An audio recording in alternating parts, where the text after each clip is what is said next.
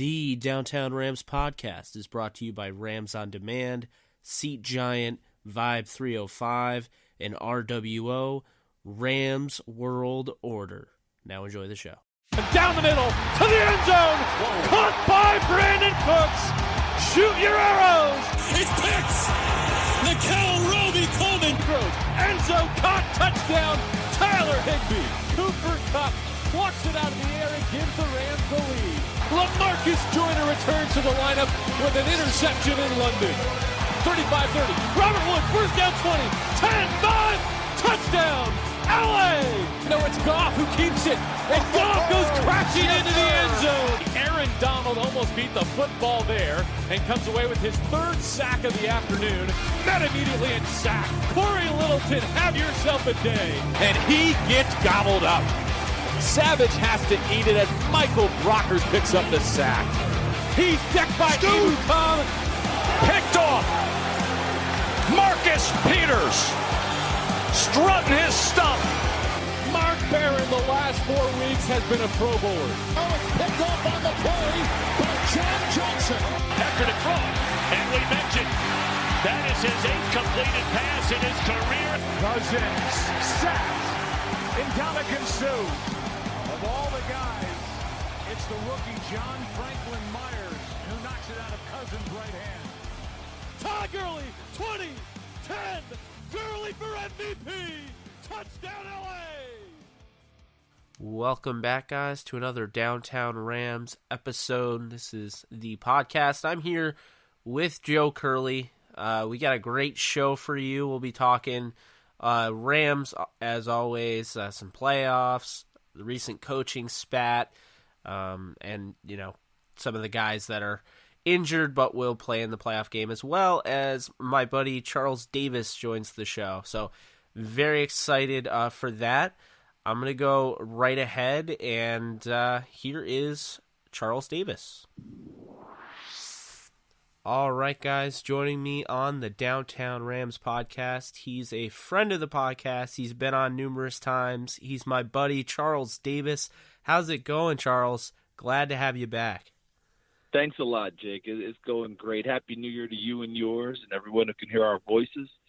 And the best part about the new year is it's now playoff football time in the NFL. So that's pretty cool.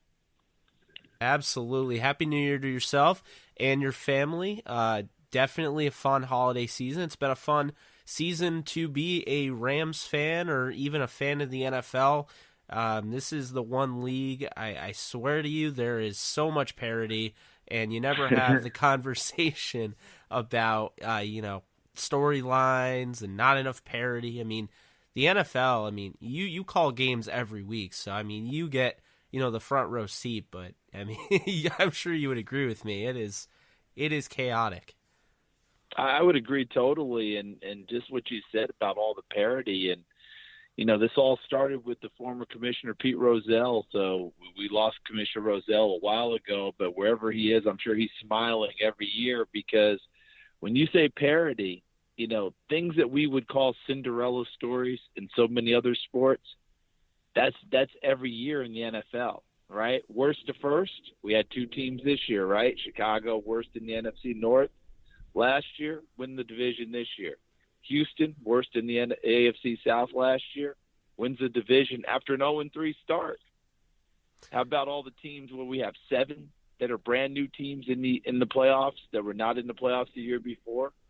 The defending Super Bowl champion Eagles sneak in the last week of the season with a win and pitched a shutout in order to get the win, and then got help by the Chicago Bears going to Minnesota and knocking the Vikings out, who were in the NFC Championship game just a year ago. It is wild, it's woolly, it's whatever, adjective you want to use, but it's the NFL every single season. I think in the last 15 years, at least 4 teams are different in the playoffs from the season before. It's not every year you're getting the same teams, unless you're talking about the New England Patriots, whose run of excellence is just unsurpassed, I would say. Oh, absolutely. I totally agree with you. We have so much to cover, but I do want to bring up that, Charles, I'll admit I wasn't a huge fan of the NFL moving like every game that had playoff implications to the 4 o'clock window. And I know you and Kevin got stuck with the 1 o'clock, but I will just say this. You guys called a great game. I know I complimented you that earlier in the week, but I mean, it really kept me, on the edge of my seat. That game was fun to watch. Dallas and the Giants. I mean, obviously the Giants aren't playing for anything, but really just pride and a draft pick. I think it was the best of both worlds if you're a Giants fan, where you don't get the win, but you were so competitive that you enjoyed the game, because at the end of the day, it's an entertainment business for the fans. So, the Giants to not get that win helps their draft pick, but it also, for the fans, they got to see a great finale, and you guys called a phenomenal game. So obviously I just wanted to throw that your way. Yeah. Awfully to say, we greatly appreciate that, Kevin, myself, Pam, Oliver. What happens is the league, as you pointed out, at the end of the season, when games have playoff implications, they want them all lumped in the same time slot so that one team can't sit back and watch, another team, win or lose and then change what they decide to do strategy-wise. They want everyone to play it out. And that part is good. And then it leaves you games that have no playoff implications, like the Cowboys and the Giants. And we thought we would be doing a game that would have playoff implications, but because of the way it turned out, that game ended up going to about 80% of the country, Jake. And so for us, it was a compliment from our bosses to say, well, guys, you have to do that game because it's going to such a big part. We want you guys to do it. That's a compliment. And we ended up taking it as such. And as you pointed out, the professionalism of the Giants and the Cowboys playing a good number of their frontline guys, unless they were absolutely hurt, those people played, including quarterback Dak Prescott played the entire game. And because he didn't get hurt, no criticism.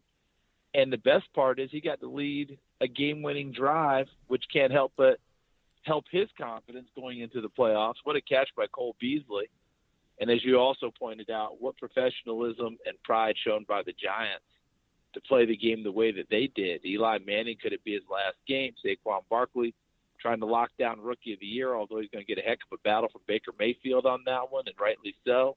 Oh, yeah. I like Barkley as the best rookie that I've seen this year, but I can totally understand why people would go with Mayfield for the season that he's had and what he's put out there on display. But, boy, it was an exciting game. But, yeah, all the other games had playoff implications. A lot of them had to play. The Rams had to play it out to make sure they locked down the number 2 spot. And although the score appeared close at the end, a lot of it was cosmetics, right? What was it, 41-17 at one point, Rams, 48-17? So I'm glad you bring that up. Them locking things down. A lot of people looked at the score and said, wow, this really gave them a battle. Well, the Rams jumped on them early and just pretty much coasted on in. So it was great for the Rams to finish up. We saw them in Glendale. I want to get it right. When they throttled the Cardinals the week before, and then they jumped on the 49ers, and then they appear to be back in form, and especially on the defensive side of the ball. And I think that has to be very encouraging for all Rams fans. Oh, without a doubt, Charles. I obviously I listened to you guys call that Rams Cardinals game, and another fantastic job. You guys got to see. In my lifetime anyway, I feel like I saw J.J. Watt's performance in 2014, and I was just like, there's no defensive player that plays this way. And then Aaron Donald comes in the league that same year, and he's kind of, overshadowed as a rookie. But, he had a phenomenal season, and I don't think any of us really knew. I was a huge fan of Donald coming out of the draft. I didn't think he would just instantly become the best defensive player in the league, arguably the next year. So, safe to say he's just been phenomenal. How was, when you guys are calling that game, Aaron Donald is looking at history in the next 2 games, before you guys call. Did you guys feel as though he really had a chance at getting this record? And I know he didn't get it, but do you feel yourself that he will eventually end up with this record that Strahan holds right now? The idea of him even approaching Strahan's record, Jake, and it's no knock on his talent, because his talent is off the charts, but an inside pass rusher, even in today's football, where the inside pass rush is paramount, there's just so many bodies in that area, right? I mean, the game, and everyone who's listening to us just thinks to themselves, okay, inside pass rusher, you're traversing probably 3 people on any given snap, where your edge rushers often end up with one-on-ones, the tackle and the outside rusher. Excuse me, you're dealing with the offensive tackle. Here, Aaron Donald, no matter where he decides to rush from, if he's an inside rusher, come over the nose, over either guard, there's people there, right there in the area to help. And a lot of teams, of course, are leaving a back inside now to help with Donald. And this guy's getting 20 sacks. That's off the charts. There's a reason Keith Millard's number with the Vikings, and remember when Keith Millard's heyday was, we're talking about the 90s, that stood for a long time with, 18 as an inside pass rusher? These numbers just they don't come along every day. So to watch what he's done, so did we think that he would get there? I can't speak for Kevin, but my guess is we didn't think he would get there. We knew that he would approach it, because I did say at one point, I said it to Kevin off air, and I think we both said it on air. He's dealing with a rookie center, a journeyman one guard on one side, and an undrafted free agent guard on the other against the Cardinals. That just wasn't fair. Okay, so Aaron, he took full advantage of that. But hey, they're NFL players; they're out there. The numbers count. And he had it. Would he end up with 3 that day? And it felt like it could have been 30. Oh, yeah. I mean, he was just dominant as usual. And he had 4 against San Francisco the first time out, so it wasn't out of line to think that he could pull it off again. But just to have him settle in on that number, it's just off the charts, because we're so used to outside guys having the big numbers, because, as I said before, they will get more chances for one-on-ones than the guys inside will. So when you start looking at those names from before with Millard and Randall and, and Sapp and all the rest of them, it is just unbelievable to look at that number and think he came darn close to beating Michael Strahan's record. That's phenomenal. Oh, it absolutely is. It gave us all something to really look forward to, throughout that season. I mean, he didn't get a sack until week 4, and there were 2 games, both the Eagles and the Bears, he didn't get a sack in. And Charles, it's one of the most mind-blowing stats to me. So bizarre. 17-0. That's the Rams when Aaron Donald gets a sack. I mean, that just blows my mind. Isn't that funny? Because don't we normally talk about, when somebody rushes for 100 yards, his team's 17-0, right? Yeah. Or a quarterback throws 2 touchdown passes, his team's 17-0. We're talking about when he gets a sack, they don't lose. When he doesn't get sacks, they're vulnerable. It's unbelievable. And as you noted, he didn't get his first one till week 4. Kind of interesting. It almost coincides with the training camp, doesn't it? Yeah. Because remember, he held out for the second year in a row. And so 4 weeks training camp, right? 4 preseason games, 4 regular season games. I'm not going to equate it apples to apples, but there is a little bit of symmetry in there. And once he got rolling, there was no shutting him down. And you bring up a good point, because he's not going to be holding out next year now that he has his deal. I mean, we could be seeing some gaudy numbers again next year. And I can't, speak on what he'll end up doing, over the course of his career. But now that he's in the 20s, I feel like anything's really possible. So I wouldn't put anything past Donald. But, we talked, funny thing is we talked right before the playoffs last year. And, I want to bring this up because I'm seeing this, now. It seems like at 13-3, Charles, the Rams are somehow being a little slept on.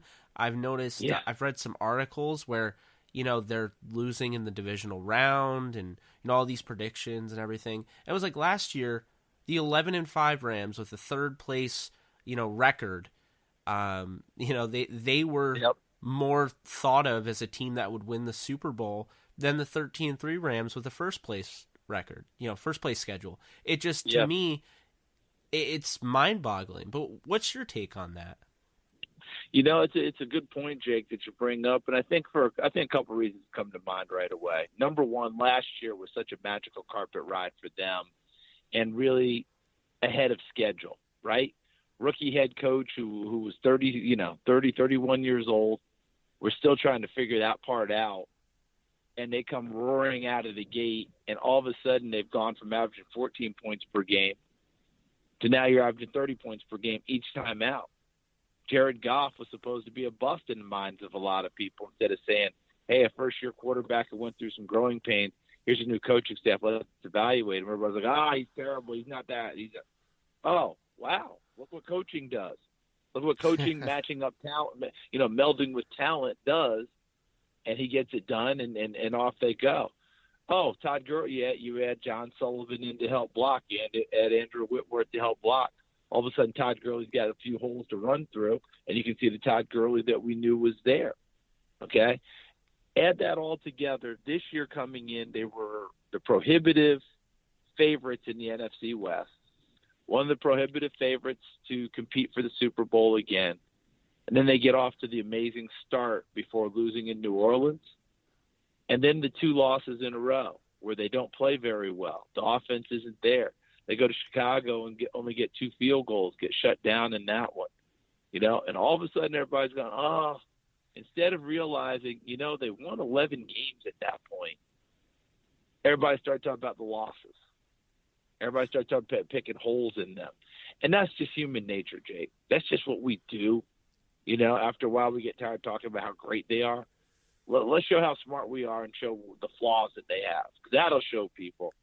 Well, I think these last 2 games, people can denigrate Arizona's record and San Francisco's record, and understandably so. But go back and look at the execution. Go back and look at them filling in with C.J. Anderson, back-to-back 100-yard games. Offensive line coming together to create holes for him to run through. Goff looking more like the quarterback we saw earlier, be able to get his feet back under him and make the throws he needs to make. And the defense making a lot of plays, taking the ball away while the offense is taking care of it. That's much more like the Rams we saw earlier this year. And I would say in a lot of ways maybe even a little more dangerous because now the defense is making more plays. I see Ndamukong Suh making more plays inside. And we were talking about Donald earlier.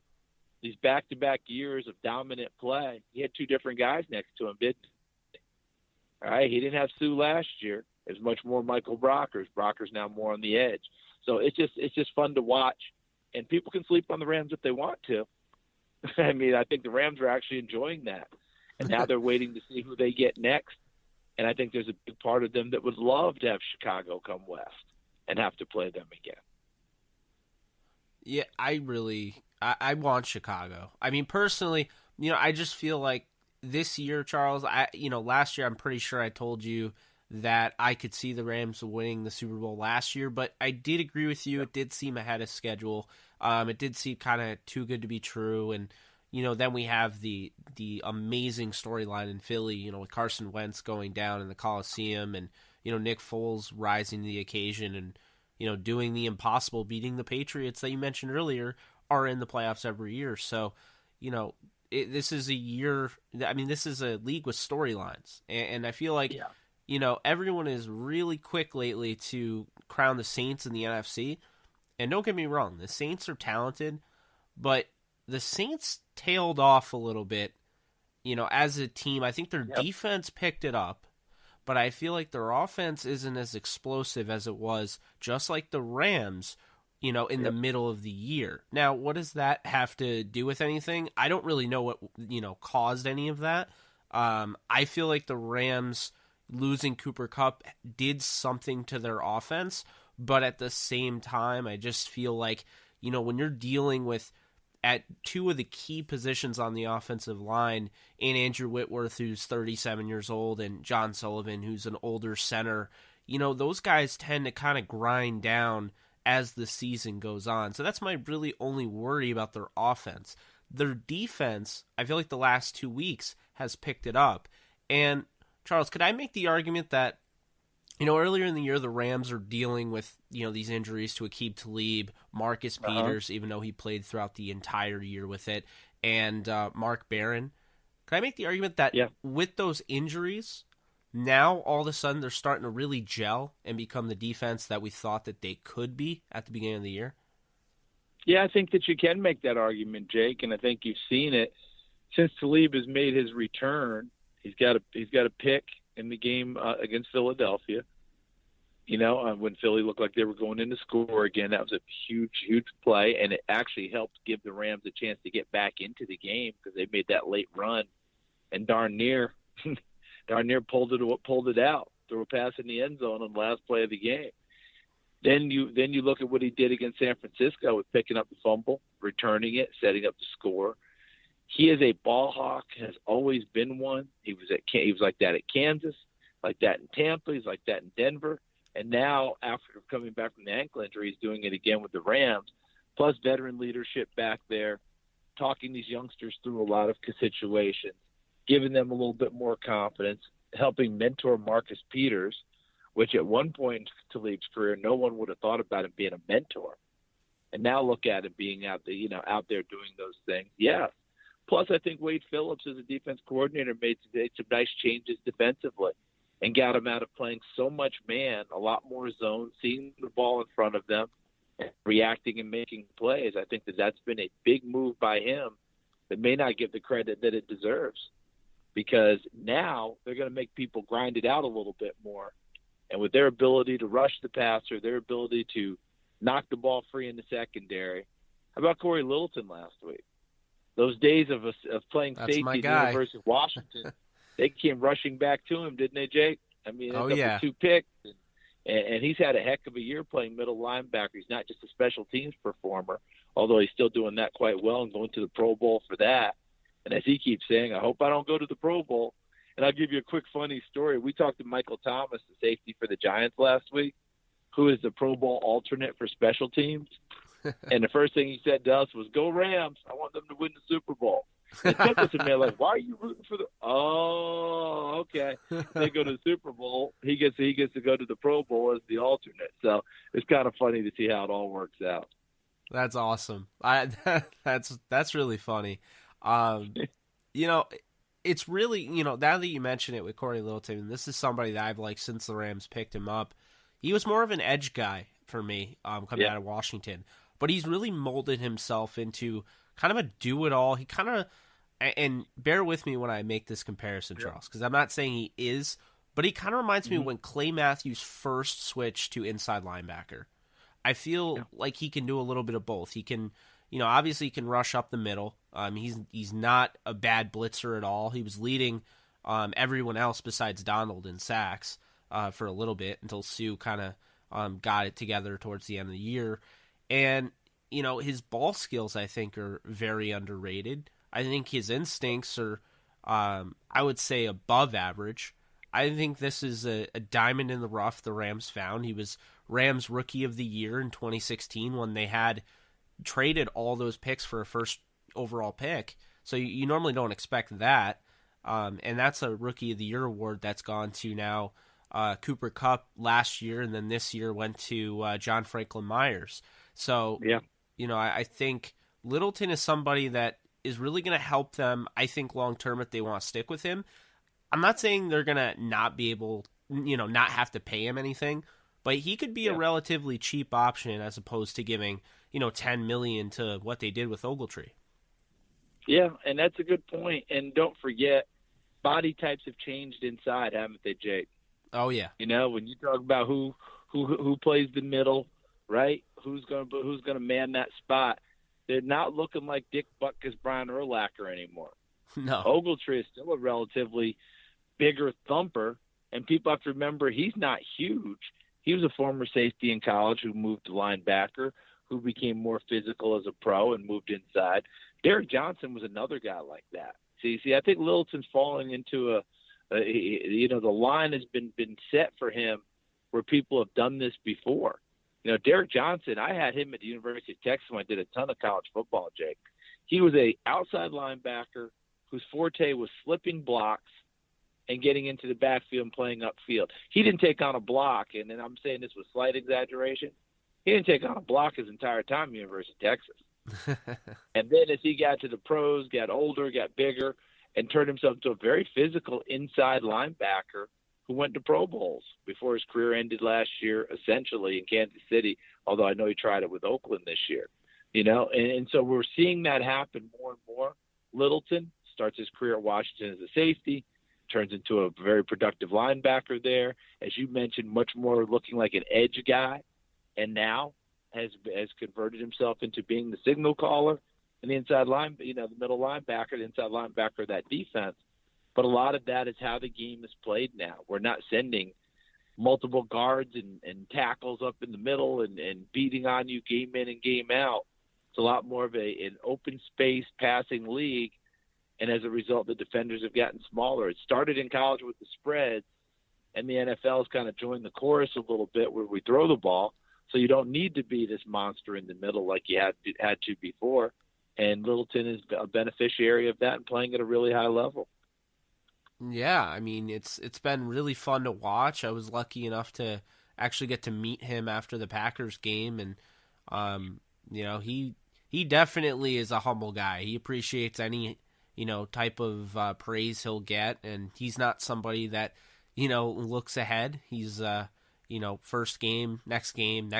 So I think those types of players are definitely great for what they're building. And I really would give praise to guys like Nickel Ruby-Coleman, 5'7" cornerback that was forgotten after really I thought he was pretty good in Buffalo and kind of carved out his role. When Sean McDermott comes in, he just doesn't really fit his scheme. McDermott brings in his guys, and so Nickel goes on the free agency market, and the Rams get him for the veteran minimum. They just paid him this year. He's signed through, I believe, 2021. I think he's been really huge for this defense, as well as third-round pick that I will admit that I wasn't the biggest fan of out of Boston College, John Johnson. He's really turned it on, and he looks like a star. Yeah, he certainly does, doesn't he? And look, Roby-Coleman, you mentioned his height, and that's always a thing where people are always looking to try and replace a guy like that. But when you look at the feistiness, the coverage ability, he plays bigger than his size, and he makes plays. Again, I used the term ball hawk for Talib before. Roby-Coleman's a ball magnet. He's around it all the time and makes plays. And after a while, you've got to try and forget a little bit about the height. Will he lose some of those battles with big-body receivers? Yes. But will he make some plays? Yes. And that's what the focus needs to be. And John Johnson has really just come on. I mean, it's just been so much fun to watch his development. And remember, he was another guy that didn't have one position in college. He was a corner. He was a safety. It almost became down to down where they played him because they needed his skills so much. Now he's able to settle in essentially at one spot, still use him in some hybrid roles, but at least he knows where he's going to line up down in and down out. And now it allows him to be free and make plays. And his athleticism, I think, is something that we knew was there, but boy, we're seeing it on display every week now. And that's a lot of fun to watch, unless you're a fan of whoever the Rams are playing. That's a real good point there. He's been huge, and I think he's really, really starting to turn it on. I think he had over 100 tackles to go with Littleton over 100. So, they had two over 100 tackle guys, and just seeing him continue to develop. That draft class looks pretty good, despite their top pick, Gerald Everett, not quite getting to where other tight ends in this class have gone. And I mean, he's got a lot of potential, and I think eventually he's really going to hit his stride. And I would almost say last week I felt like McVay was kind of holding him back to not really give anything to whoever they face in the playoffs, because I mean, he was completely left out of the game plan after being part of the game plan the last 3 weeks. So that'll be something to watch out for. I expect him to have a pretty big bunch of games in the playoffs if they play multiple games. But Charles, how do you see these playoffs shaking out? I mean, obviously, prediction might be a little premature unless you want to throw it all on the line on my podcast. But how do you see everything going down? Well, I would love to give you a prediction, but I'm not sure who I'm going to have in the playoffs, Jake. I may very well have the Rams in the playoffs, so I don't want to get into prediction area right now, because divisional round, I'm either going to have the Rams or New Orleans. It's just a matter of how the assignments break down and how Fox ends up assigning us. But look, Rams and Saints rematch is not out of line. The last 5 Super Bowl winners have had an open week, have had the bye. So one or two, right, whether it's the Rams or the Saints in the NFC, New England or Kansas City in the AFC, they look like they've got the inside track towards the Super Bowl because of the last 5 years. And I believe 14 of the last 28 have been number one seeds. So you're talking about the cream usually rises to the top. These are the best teams battling. Let's see if that holds up this year. Although it does have a feeling, doesn't it, that it is somewhat wide open. There is more of that. You used it earlier, parity out there, and teams can go and get other teams even if you don't expect it. Would not shock me at all to see someone out of the wild card round find their way into the championship game on either side, if not both sides. It just has that kind of feel this year. But let's see how this thing plays out, because the Rams seem to be picking it up again here down the stretch. New Orleans has had their struggles, as you pointed out, moving the football lately, and it wasn't just because they didn't play everyone last week. It was prior to that, even at full strength, they weren't getting it done the way that they were earlier this year. You know, if you move it over to the AFC, Kansas City, you know, as prolific as they've been, late season at home, a chance to lock things down. Here come the Chargers without their top two running backs, and the Chargers beat them on the road. And it looks like the Chargers have things really under control. And what happens the very next week? The Chargers get beat at home against Baltimore. So it is going to be a wild playoff, I think. It's going to be a fun playoff. I can't wait to see how it shakes out. But for all the offense we've had all year long, I feel like the defenses have gotten back into the fight over the last 3-4 weeks of the NFL season. And I think that'll continue on into the playoffs. Baltimore terrific on defense. The Chargers really good on defense. In the NFC side, the Saints really good on defense. The Rams, all that talent now coming together, picking it up on defense down the stretch. The Cowboys have been strong on defense all year long. You know, the Bears, obviously very good on defense. I think we're going to have some fun in these playoffs. Oh, without a doubt. I think it's going to be, you know, since I don't have a team in the AFC, Charles, I just rooted for absolute chaos in the AFC. Yeah. And that's what I got. I mean, hey, you got what you were looking for, didn't you? Did we really think Pittsburgh would be out on the outside looking in? I mean, I don't know how you feel about it, Jake. I didn't have a doubt in my mind that Pittsburgh would find their way into the playoffs, especially with a month to go in the season. I thought they were in great shape. Turned out to be incorrect, and Baltimore got in there and got them. So you mentioned chaos. Oh, it's out there. And, I mean, did we really think at the end of the season New England would find their way back into a number 2 seed? They did. I know. And that's the worst thing. That's the worst thing in the league for the rest of the league. They get a week off, and you know, every time they appear vulnerable, that's when you got to worry about them, because that's when they actually turn in pretty good performances. So here we go again, watching New England. And I mean, this weekend, it's must-watch TV, in my opinion. I mean, you know, you look at the Texans and the Colts. I think that can go either way. I actually have the Colts winning that game. I just love the way their defense has been playing. Yeah, would not be a surprise. And here's the thing. For all these years that we've watched Andrew Luck play, what's been the number one thing we've all said? Boy, how good would he be if he didn't get hit every play?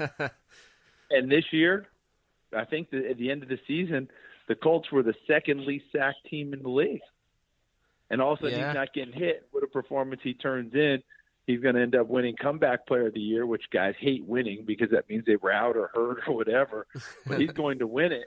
And hard it is to believe he didn't even make the Pro Bowl this year with the season that he had. That just tells you about how quarterbacking's been. And it was one of those years where Tom Brady made the Pro Bowl.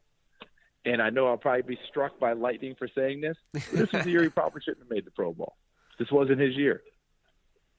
Hey, you're not going to get any flack from me. And this is a Rams podcast, not a Patriots, so you won't get any flack from my listeners. So you say what you need to say, Charles. Yeah, listen, it's not being disrespectful. It just happens like that. With a lot of veteran guys, around the league, there's an adage. You go to your first Pro Bowl a year after you should have because you have to get established. And then you go to your last Pro Bowl a year longer than you should have because people have name recognition and remember you. I'm not saying Brady won't ever be back in that position, but in this season, I thought that there were other quarterbacks that should have gone ahead of him. That's all. It was honestly, we talk about chaos in the AFC. It was just a rowdy season. And I think one of the bigger storylines going into the playoffs, Lamar Jackson, youngest quarterback to ever start a playoff game. I mean, if the Ravens get going, that defense, if he manages the game, and I think, Charles, Lamar was my number one quarterback coming out of the draft. Like, I think the world of him. But even if he's just a game manager, I think this defense is good enough to win a Super Bowl. I know it sounds crazy, but the Ravens are good enough to win a Super Bowl. It's not crazy. That defense is good enough to win a Super Bowl, which would remind you of the last time the Ravens won a Super Bowl, wouldn't it? Oh, boy, it would. Okay? It's just going to be a little bit different on offense because you've now got a quarterback who is a huge part of the run game, an integral part of the run game. I don't think that the way that the Baltimore runs offense right now is what I would call sustainable in the future. But that doesn't mean that you change what you do right now, because what they're doing now is has ridden them to a division title, is riding them into the playoffs. And right now, if he's getting around 20 carries a game, that's working for them. And for everyone who can hear us is saying, man, I wouldn't have my quarterback run like that. Okay, I get it. Robert Griffin III rode that all the way to a division title his rookie year, didn't he, with Washington? The injuries came late in the season, and he was never quite the same after that. How about when Tim Tebow was in Denver, and everybody was going, oh, my God, how does this keep happening? But they won a division title doing that. And he made the throw of his life in the playoffs and won a playoff game. Remember that throw to Demaryius Thomas against Pittsburgh? I'll never forget it. Never forget it. The best throw probably of his NFL career, if you're just talking about pure throw, on the money, perfect spiral, hits Bebe, and off he goes, and they win a playoff game. And I don't have the numbers in front of me, Jake, but something tells me that he averaged, I think Tim Tebow's throwing percentage was somewhere around 46, 47% for the season. Not sustainable. But guess what? Won a division, and they were hot that season. That's why exactly what you said with Baltimore, it's true. It's real. They have a shot because if they can continue to do what they're doing with Lamar, and Lamar is a more accurate thrower than Tim Tebow, look out, because that defense is good enough to ride that for a super hot streak. I agree. And one of the craziest things, Charles, is the fact that when you watch Lamar, he's actually a better pocket passer than he is, running and throwing on the run. It's crazy. Yeah. I don't think I've seen a running quarterback you like mentioned that. Yeah, you mentioned that, and I saw someone else, former personnel guy in the NFL, mention if Baltimore ever wakes up and realizes what they could do with Lamar Jackson in the pocket, everyone's in trouble. So your observation is spot on. It's one of the things I noticed at Louisville. He didn't, people were saying, oh, yeah, he's this guy or this guy or this guy because he runs. It's like, no, because those guys, they use their running. They were not comfortable in the pocket. Lamar Jackson is lethal in the pocket. When you give him the time, I mean, he can really make you pay. But the scary thing is, even if you don't give him the time, he can still make you pay. So, I think either way, right? Either way. I think this year was a good introduction for a rookie quarterback that came in when he wasn't a scheduled starter. I don't really even feel like the Ravens planned on starting him if Flacco stayed healthy and played good ball, kind of like Eli Manning. But it happened, and I think that this has been a good introduction. It'll help him in the long term. Will he be a franchise quarterback? I believe so, but we need to, make sure he stays healthy. And I mean, this is so good for the league, this type of playoff. I think you get all these different teams, the Foles storyline. You have Mitch Trubisky and the Bears with that defense. Vic Fangio is coordinating, and, the Rams, obviously, and the Saints, the two returning teams in the NFC from last year's playoffs, and also the Eagles. But, it's just all these different things, Brady possibly passing the torch, as people are kind of saying, towards Mahomes. I wouldn't go that far, but it's a lot of fun. And before I let you go, I have one quick question for you. Sure. So your colleague Mike Mayock just recently took the Raiders GM position. What are your thoughts on Mayock's fit in Oakland? And that's my first part of the question. I'll let you answer that, and then I'll ask the second part. Okay, so the first part, I think it's a good fit, and I know Mike talked about it at the press conference, and it's easy to say when you're getting a job, this is a great fit. People are telling us this is a great fit because of who we are. Well, I do think that's real. I've known John Gruden since 1986. Okay, he and I coached together at the University Pacific. We were roommates, known each other, and been friends. So everything you're going to hear, there's going to be some bias involved, Jake. All right, these are two of my favorite people in the world. That's I've awesome. obviously worked with Mike Mayock for over a decade at NFL Network, and just admire not just his work ethic, but his acumen, his conviction in what he's doing. And I think both of them have the same thing, with that passion for the game, with an eye for the game. And so they're going to have their disagreements. That's what you have with people who are of that level and of that ilk. But I also think that they'll find a way to make it work. To me, they have a chance of being what John Schneider and Pete Carroll have been for a long time. They may not, their drafts are going to be interesting to see, because you remember in the first few years of the Seattle drafts, everybody just killed their drafts every year. You remember that, Jake? Oh, yeah. And then it turned out they had productive players for the system they were running and how they were doing it. And then you realize they got Richard Sherman in the fifth, and they go, okay. Now I see it. Now I see it, because it might not be conventional. That could very easily happen with Mike and John. But I do think that ability to discern talent, and then how they want to create a roster, which they're going to have their formula for doing that.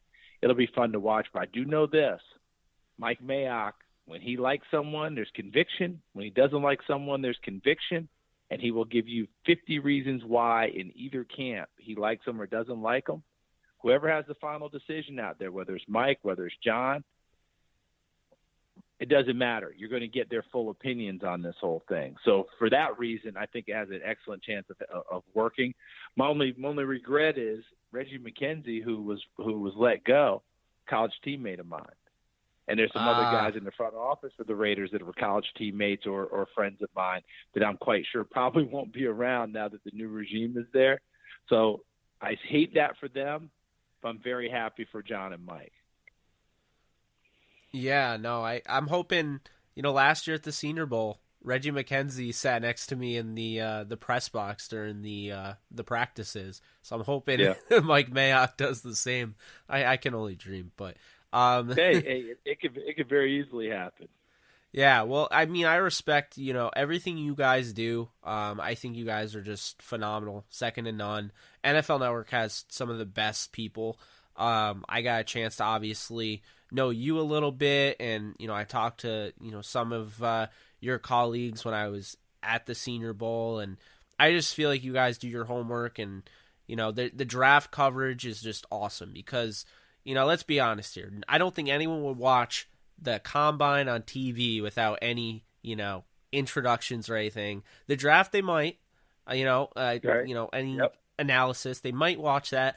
But the analysis, I feel like I feel as though that really helps, because when you have, say, even the casual fan that didn't do their homework, and that's totally fine. The draft is for everybody, sure, and it should be.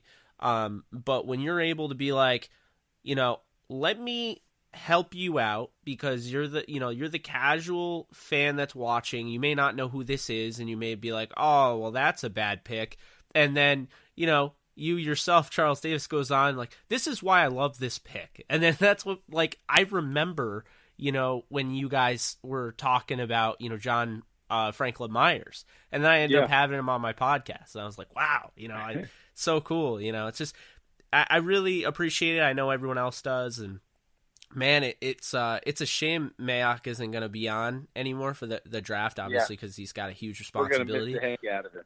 But we're gonna miss the heck out of him. But he's gone on to a whole new challenge, one that I know that he gratefully and gleefully accepted, and I know he's going to be sensational in doing it. My only regret is I won't get any good inside information from him. It's going to change from us being colleagues to, hey, I can't tell you that. I'm the general manager now. And you know something? I got a big grin on my face about that too, because that's the way it's supposed to be. And he's going to go off and do his thing, and that's pretty cool. Absolutely. And then the second part of this question, it's about you. I do have I do want to know because, obviously I think you're my favorite analyst. When I watch the games, I just think you're second to none. And I think Kevin is just phenomenal play-by-play. I think you're a phenomenal color guy. I think you guys are a perfect team. With that being said, could you ever see yourself kind of following Mayock's path and becoming a GM? That I would never say never to anything, Jake. I don't have that in my, I don't know that I have that in my foremost thoughts about doing. But, Mike over the years started preparing for this opportunity. He interviewed, you've heard the story, he interviewed with Mr. Al Davis 10 years ago and talked about it then, but he wasn't quite ready for it at that point. He was doing other things that excited him. And then as time went on, you know how it is, Jake. You look up and you say, is there another challenge for me out there? Is there something else I want to do?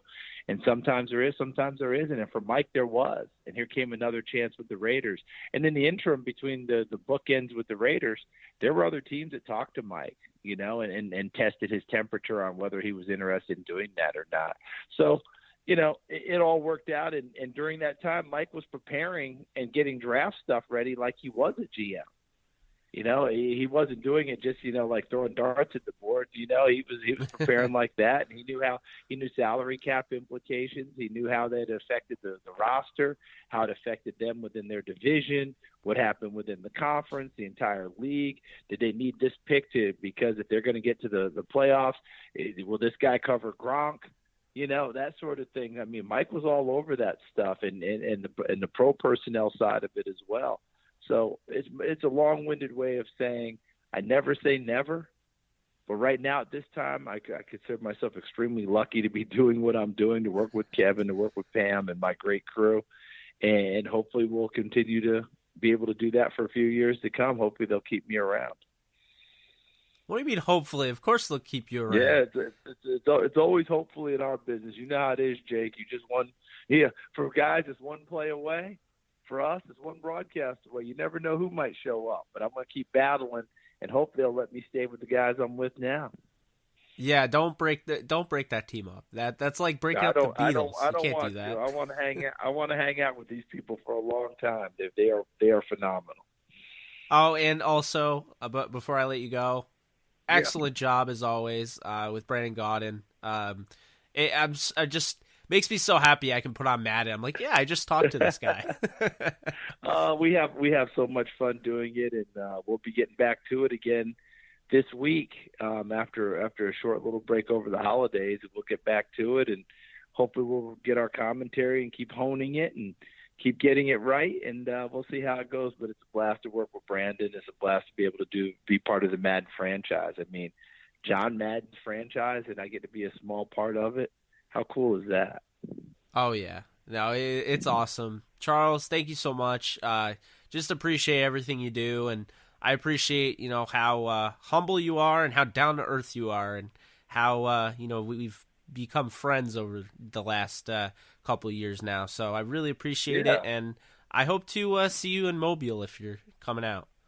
Yeah, I certainly look forward to visiting again in Mobile. It's become our annual where we can see each other face-to-face. So I can't wait to do that again. And thanks for having me on, and thanks for your patience with me tonight. It's greatly appreciated. Absolutely. You take care of yourself, and we'll be in touch as always. All right. Look forward to it. You take care. Maybe I'll see you for a playoff game. Be good. Take care. Thanks, Jake. Bye-bye. All right, guys. That was Charles Davis. Hope you guys enjoyed. He had a lot of awesome things to say about the Rams. Definitely believes that they're being slept on, and I know many of you do, and you get pretty aggravated when you see it.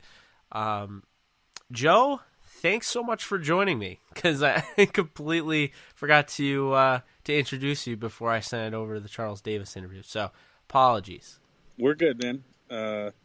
At this point, I don't feel like I don't need an introduction. I think we can jump right into it. I think I think we're good. I can fly under the radar, much like Charles Davis is one of the more underrated color commentators in football. I like Chuck. Yeah, he's a great dude. If you play Madden, he announces Madden. He did confirm, Joe, that he will be calling. I don't know if he'll be calling the Rams. He doesn't know if he'll be calling the Rams game or the Saints game, but he will be calling one of the NFC divisional games. So, right. That was pretty cool. And I also asked him if he ever would consider being a GM because his colleague, Mike Mayock. That was shocking. And he said he's like best friends with Gruden and Mayock, so he's really happy for both of them. He's known them since the '80s. So, at the same token, Charles Davis is also really good friends with Reggie McKenzie, who he played with in college. So, obviously he wasn't. He felt bad for him, but he felt good about Mayock and Gruden. Sure. So, that was that. Hope you guys enjoyed that. Now we'll talk a little bit about everything that's going on, Joe. It's a lot going on for the Rams having a bye, but I guess you could say it's because the Rams do have a bye. This is the only chance for the bottom feeders in the NFL to kind of pluck their way at these coaches, and the Rams are a good team, and they have a bye this week, and this is the only time, if the Rams say they win out, it's the only time they have a chance to really interview any of these guys. Shane Waldron and Zach Taylor we're talking about. So, let's discuss this a little bit, Joe. We've seen Denver. I believe you reported, I saw that he is, Denver is interviewing Zach Taylor, or they interviewed Zach Taylor.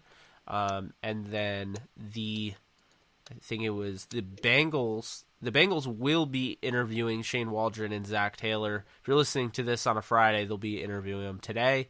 We're recording this right before Friday, so it would be tomorrow if you're somehow listening to this before Friday. That is that. And there's some other teams. I know the Cardinals asked to interview Zach Taylor, and I doubt. I wouldn't say the Rams would block them, but Right. That seems more like a fact-finding mission, but certainly it's interesting. Second year in a row that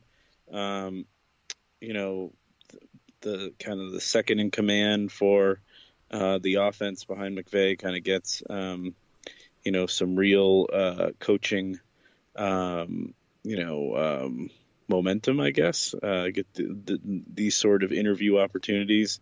It's obviously great for those guys in their career. I don't think it's that big a deal that it's coming when the team is still playing.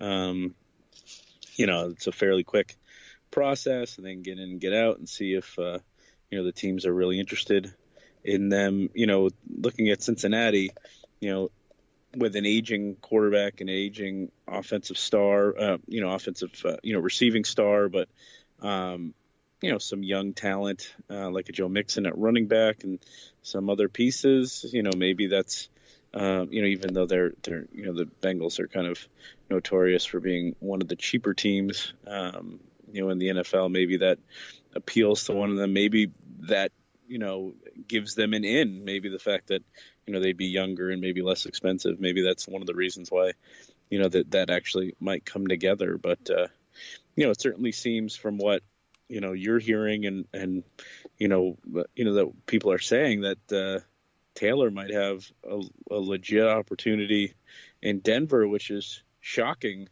I really feel like it's a hire that must. That John Elway is lucky that the Broncos have a Super Bowl, because you fire somebody 1 year after you hire them. Or I guess it is 2 years, but you screw up a head coaching hire like they did with Vance Joseph. That's right after you blow a quarterback decision. That's a big black mark on your resume, and that's back to back like that. It seems like John Elway might be running out of opportunities in certainly. If it was anybody else, he might be in trouble. Yeah, God, I don't know how he's still there. I mean, he's John Elway. Yeah, he is the Broncos. That's pretty much it. But Joe, I think, you bringing that up, I mean, it's very interesting. Obviously not Ram related, because when you have Les Snead and you have, Sean McVay and everybody they have, their organization is pretty rock solid. But it's weird, Joe, how quickly we blame the head coach. And yet all these executives, there's only like 2 that were fired. And, for instance, Arizona. Arizona fires Steve Wilkes after a year. And you have one of the best receivers in the game, total professional Larry Fitzgerald, and you have arguably your best defensive player, Patrick Peterson. And they're both telling you, pounding the table to keep Wilkes. Yeah. And they fire Wilkes and they keep Steve Keim, and to me, he's the issue there. Right. And I just feel as though there's a lot of executives that are getting kind of a free pass where, the coaches are kind of, 1 year. I mean, really, like 1 year. To me, the first year of a head coach, I don't care if you're Sean McVay and you do what he did last year, or if you're Steve Wilkes and you're the worst team, one of the worst teams in football. The first year should be a mulligan. The first year, it really shouldn't matter, unless it's an absolute disaster on and off the field and the players are getting in trouble and they're not being good in the community. To me, in order to be a good head coach, you need multiple years, to let your stuff get implemented. I mean, and you need to make an investment in that guy. And you hire somebody and you fire him after 1 year, really the GM should go, because you're saying that the GM, completely blew, maybe the most important hire he makes. The most important thing you do in business is hiring. When you make a hire like that and blow that hire, it shows that that you're not management material, or that you need to go. So I think really all of those guys that went after 1 year really should have been given a second year. Black Monday's becoming tougher and tougher to take. But it's kind of what we expect every year. You're going to have about a fifth to a quarter of the head coaches, bite the bullet, and they'll turn over, and but it's absolutely disgusting when teams are doing this year after year after year. I don't know how they expect to have any success. I know it's like laughable, but you feel bad, and then you realize like these fans that their blood, sweat, and tears go into rooting for their team, and it's year after year, it's the same thing. And I know everyone, the jokes are always about the Browns, but the Browns are turning the corner, and you're seeing a lot of the Bengals. While they won 10 games with Marvin Lewis, a few of those seasons, they were never a team that you're like, oh, they're gonna win the Super Bowl. Like, they never had that. And to me, I think that falls on the upper. You're talking about the owner. Obviously, you said cheap and everything. I think with the Cardinals and Steve Wilkes, I don't want to go too much off on this, but real quick, Sam Bradford, who was he signed by? He was signed by the Cardinals, but who was he signed by? It was Steve Keim. It wasn't a Wilkes move. Yeah, they handed Wilkes is the one that had to manage that when the decision was already made for him. He was the one that got handed that lump of clay in his stocking, and lump of coal in his stocking. He's the one that had to deal with that. So, and then Keim gets suspended for five weeks because of the DUI arrest. I mean, how does that guy keep his job? That's just amazing. That's what I'm saying. I'm not trying to take shots at him. I'm just saying facts. That's a brutal. I mean, really, Arizona. That's one of the lesser, management ownership groups.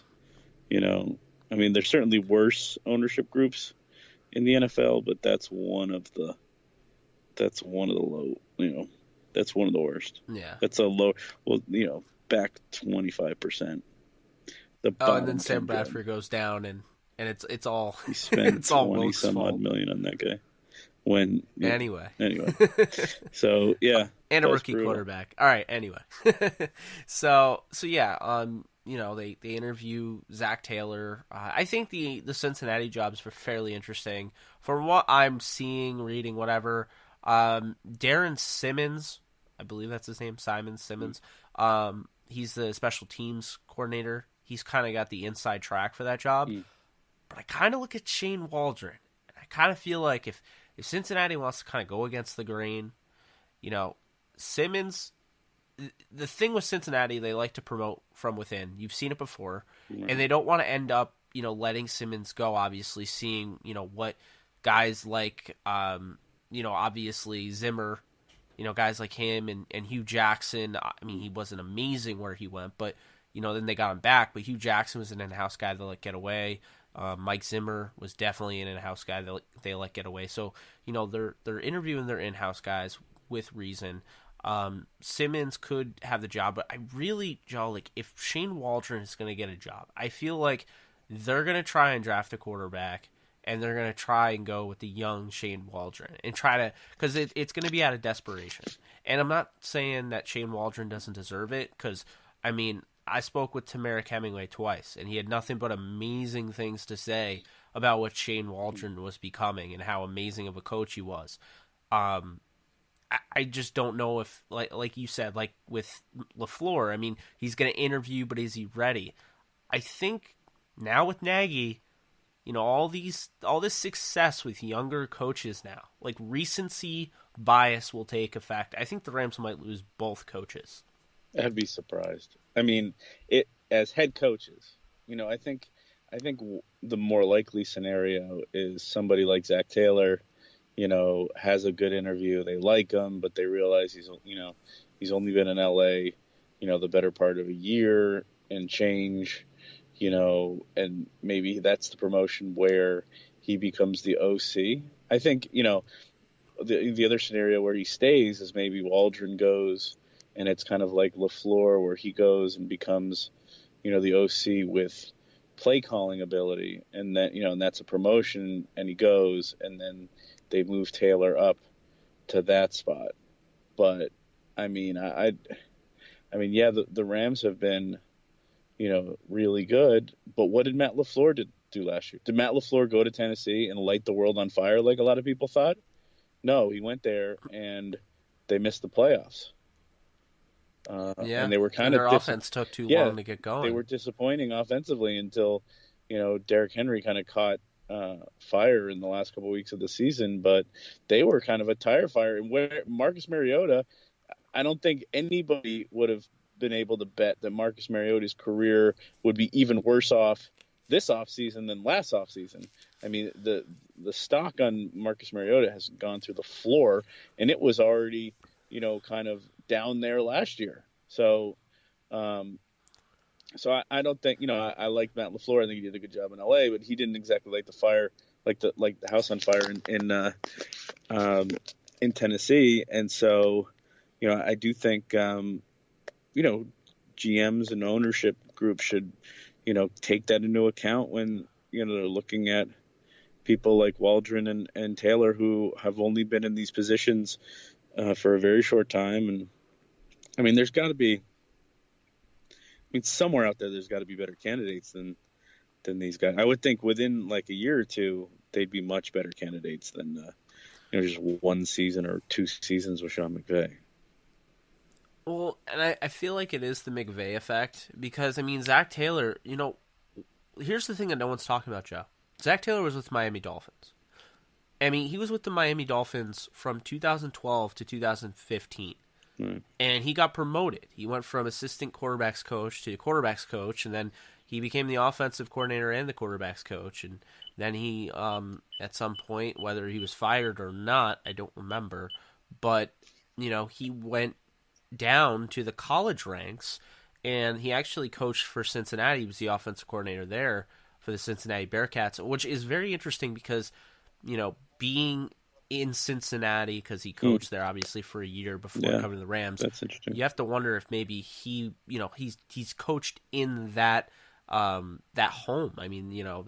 That was his home for a year, so maybe that would be the case, but I think it's very, I wouldn't say it's worrisome, but it's questionable, for a team. And then again, you could question Miami's judgment in general, but it's questionable that the Dolphins, from 2012 to 2015, Zach Taylor was in that building. He was, getting promoted, and then he is gone, and now they get rid of Gase, and he's not even, they're not even trying to interview him. Maybe that'll come up later on, but you would at least think that maybe he would be the favorite for that job. I don't know. I think that was a little surprising, but I do want to make this more Rams geared because I know everyone's upset about potentially losing coaches, but first and foremost, if the Rams were to lose Shane Waldron, who's the pass game coordinator, who's you could pretty much say is the offensive coordinator for this team, I would honestly say, we've talked about this on the podcast now 2 years ago. Sean McVay and Wade Phillips have a common connection. And Joe, do you remember who that is? Yeah, the son. Wes Phillips. Mm-hmm. So everyone forgot I made this big thing about how Wes Phillips was going to come to the Rams, and then of course Jay Gruden blocked him, jerk. But it's perfect. His dad's there, and Sean McVay, obviously, who he coached with. Now he's still the tight end coach. Was not promoted. It was, I forget who the offensive coordinator became, but he was another guy that I wanted the Rams to go after. Anyway, Washington didn't make the playoffs. If they're not going to promote him to offensive coordinator, the Rams could if they lose Waldron. Wes Phillips, do you really block Wes Phillips if you're going to keep him at tight end coach? Do you really block him from going to become an offensive coordinator? Well, you can't, right? It's promotion, so I don't think you can. I think you can. Well, I think you always can because I learned that the hard way when Mike Zimmer blocked like 5 different so maybe that'd 5 be different coaches. Jerk move. But the thing about it is Washington. I don't know what's the steady ground that they're on. But I think the bigger. I guess the bigger thing to obviously you're circling in on one name, but I think the bottom line is there's one guy that matters, and as long as the Rams retain Sean McVay can go out and find another. Shane Waldron and Zach Taylor have done a good job here. They've had the second or the third, best offense in Rams history, depending on, what sort of stat you're looking at. But, really, I think, those guys can move on and Coach McVay can find other people to help him. The key is having McVay here. The key is having, Coach Phillips and maybe one other name we're going to bring up in a little bit. I think those are more important names. I think I don't want to call them replaceable, but I think, as long as you have Sean McVay, you've got, this coaching staff is going to be on level footing because people are going to want to come coach with him. They lose, a couple of those offensive guys instantly. That job becomes, one of the more sought after jobs in the NFL to work at the hand of Sean McVay. I absolutely agree. There was talk about Jed Fish potentially getting a college head coaching opportunity. There's going to be guys, as long as Sean McVay continues to, I guess dominate or whatever you want to call it. As long as they continue to succeed, right. Have success. There's going to be, everyone's going to try plucking these coaches, and they're going to realize that the secret sauce. You can find one or two, but the secret sauce is McVay, and I like that you bring that up because while I don't love the idea of other teams just stealing our coaches, you have to also keep in mind that's pretty cool because Sean McVay is developing a coaching tree at age 33. Right. He's going to have, say these 2 guys get hired, he's has a coaching tree of 2 head coaches. So I think that's pretty crazy. But to kind of shed some light on the idea, with those guys is, I think, Joe, a lot of people don't realize there are some pretty big candidates this year I mean, Matt Rule is not in the United States right now. I think he's on vacation. For Baylor, he's a guy that's well renowned among the NFL as the guy that can really come from the college ranks and be a head coach. So, he's competition. And for people that want these coaches back, you have to look at Matt Campbell, who, yes, he turned down the interview with the Jets. I don't know if it would be just the Jets. Maybe he doesn't want to be a coach, and he's very loyal to Iowa State. But there's another guy, Cliff Kingsbury, recently hired OC for the USC Trojans. I don't imagine he's going to be the OC for the Trojans. As much as I like USC, I just think that he's getting way too much buzz. I could definitely see him with the Jets. I think right now the favorites for the Jets job are Cliff Kingsbury, and I'd probably say I want to say Chris Richard. I think he would definitely be up there, as well as Adam Gase, because Gase is definitely going to get another head coaching opportunity. But the bottom line is there's all these coaches, because then you're talking about the younger guys with those guys. Kevin Stefanski from Minnesota, the offensive coordinator, former quarterbacks coach. John DeFilippo, although not really trending in the right direction. Even guys that were on, the Browns. Excuse me. The guys that were on the Browns. I mean, former Rams defensive coordinator Greg Williams, offensive coordinator, I forget his first name, but Kitchens. And then you have your usual, the Chiefs. Bieniemy, I forget his first name. Eric Bieniemy, I think his name is. Yeah, Eric Bieniemy, who's going to come from that, Andy Reid coaching tree.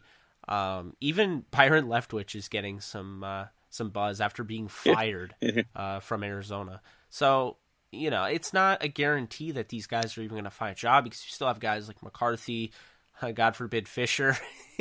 It's there will be a team that might want to go for that authoritarian, veteran coach. And there's going to be teams that want to, reach for the stars and go for the risky hire of Cliff Kingsbury, or something like that. So definitely not a guarantee these guys are hired. I do want to make that clear, because there are fans that are trying to jump off the roof acting like, these guys are getting hired. But regardless, the Rams still have Sean McVay. So, Yeah. No, I think that's the important thing, honestly. They're in good hands, and, we'll see how the rest of it shakes out. And I think you handled it pretty good. Let's move on. All right. So next on the docket, we talked about a coach. No, we didn't talk about him. We talked about him without naming him. Yeah. Because Joe is just that clever. Joe didn't show me a coach that I didn't know. It's not that I didn't know he existed, Joe, but you were telling me, I think it was last year, this guy by the name of Aubrey Pleasant is the defensive Sean McVay. And I know that's a lot of praise and a lot of, I guess, hype to put on a guy, but you gave some pretty good reasons, and you gave, the fact that there are coaches that also kind of feel the same way. I think the best news about all this is that he's not even being approached for a head coaching job. Fine with me, because I think, Wade Phillips you're looking at towards the end of his coaching career, whether he decides to hang it up. I do think it's after the 3-year deal, because I think he signed it specifically to retire after this, because I just can't imagine him coaching anywhere else. So I'm just hoping Aubrey Pleasant stays along for the ride and takes over. But what are your thoughts? Yeah, I think the Rams are kind of lucky, actually, that, I think defensively they didn't live up to that massive amount of hype in terms of the effect it has on the coaching staff. I mean, I think if this team went out and they were the best defense in football and they went 15-1 and, kicked everyone's butt, I think there'd be a really good chance that you could lose somebody like Pleasant, who was kind of gifted that, that great secondary. And I think, things didn't quite come together because you had Talib's injury, you had Peters' injury, and kind of, his kind of up and down season. And and LaMarcus, kind of regressing, under the tag. But I think beyond that, I think they still, with all those problems, still played really well. So I think there's some signs there that the unit, even though it kind of didn't live up to the hype, the unit actually was coached really well. And there was some, a couple stories in the press. Aubrey had some, gave some interviews, and I talked to him during before the season and a couple times. And one thing you can tell that Coach McVay really values him, because he's one of the few, especially early on in his CBS coaches show, he was one of those, I think he was the first position coach that he had take his place on the CBS coaches show. And I think fans got an opportunity, if they saw that episode, to kind of meet Aubrey and realize that he's as a really good communicator, maybe as good a communicator as McVay. And so that's why I call him the defensive McVay, because I think he's gifted, not just in the way he responds when he's interviewed, but also, I think he's a really good communicator on and off the field. And I think he's somebody who's got some potential to kind of go on and eventually be a head coach. Now, obviously, there's a huge gap between being, he's not even the whole secondary coach, because the safeties are under a different coach and they all work together. But I do think that there might be a situation coming forward where maybe maybe they can work out something with Wade, where Wade maybe becomes assistant head coach, and maybe you can promote Aubrey to defensive coordinator. Maybe Wade still calls the defense, and I'm sure they're doing something kind of behind the scenes to kind of